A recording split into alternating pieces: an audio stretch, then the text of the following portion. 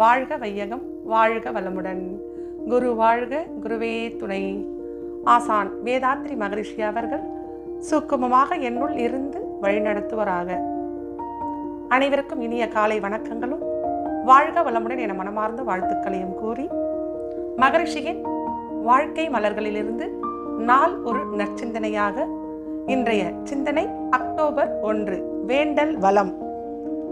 ஒவ்வொருடைய தேவையும் விருப்பத்தையும் உணர்ந்து எந்த இடத்தில் குறையிருக்கிறது, எந்த இடத்தில் நிறையிருக்கிறது என்பதை தெரிந்து கொண்டு உதவி செய்து வாழ்வதுதான் வேண்டல் வளம். அன்பும் கருணையும், இதனை தான் தமிழில் வேண்டல் வளம் என்று கூறுகிறார்கள்.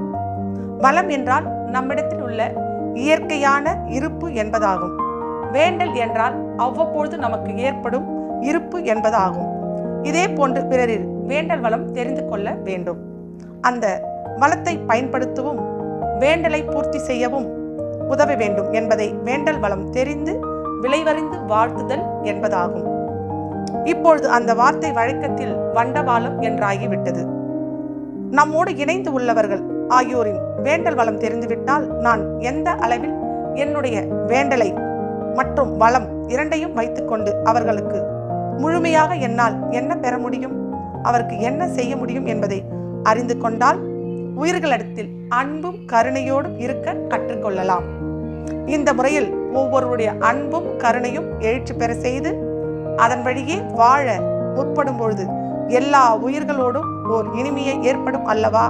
அந்த இனிமைதான் வாழ்வில் முழுமை தரும், அறிவை உயர்த்தி வைக்கும். வேதாத்ரி மகரிஷியின் இந்த வேண்டல் வளம் என்ற கலையை நாம் தவம் மூலமாகவும் தற்சோதனை மூலமாகவும் அகத்தாய்வு மூலமாகவும் நம்மிடம் உள்ள குறைகளை அகற்றி நிறைகளை மட்டும் வைத்துக்கொண்டு என்ன தேவை என்பதை நம் இறைவனிடம் முழு மனதாக வேண்டினால், வேண்டல் என்பது நம்மிடம் உள்ளதை மட்டும் வேண்டுதல், பிறருக்கு நாம் உதவி செய்தல், இதன் மூலமாக நமது வேதாத்திர வழியில் நன்கு வாழலாம் என்று கூறி இன்றைய சிந்தனையை நிறைவு செய்து கொள்கிறோம். வாழ்க வளமுடன்.